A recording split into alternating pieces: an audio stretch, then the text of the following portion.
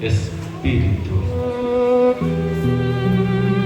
Anim na taon na po ang lumipas na muli akong magbibigay ng itong wika kasi ito sa pinagdilingan ko parokya wala akong ganito pagninilay lamang ng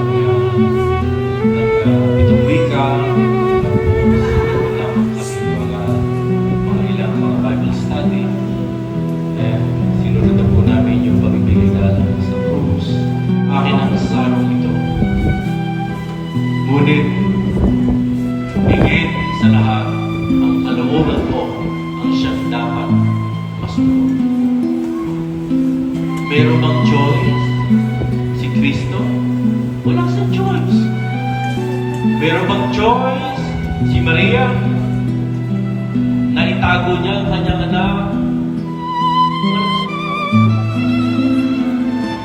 Sa hindi inaasahan mga kapatid ay paparating na ang isang tren. So, ang tanging gagawin ng bantay ay pipindutin lamang mo yung isang buto na yun para magpunto sa pagkandaran ng tren. Pero, hindi niya alam na wala ang kanyang kaisasan. Naglalaro, malapit, may kaugnayan sama. Umiiyak yung mama na para bagang sinisisi siya ng kanyang konsyensya. Ama, bakit mo pinabayaan? Bakit mo ako hinayang mamatay?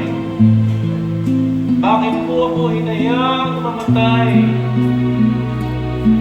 Pero, sinisipil man siya ng konsyensya. So, ikaw ang ginawa ni Jesus nang siya'y pumalito sa lupa. Kahit maaari niyang sumayin ang kalooban ng Ama, mas pinili pa ng ating Panginoong Jesus na sundin ang kalooban ng kanyang Ama. Yan ang tunay at simbolo ng pag-ibig at pagmamahal na handang magsakripisyo at handang mag-alay ng buhay para sa iyo.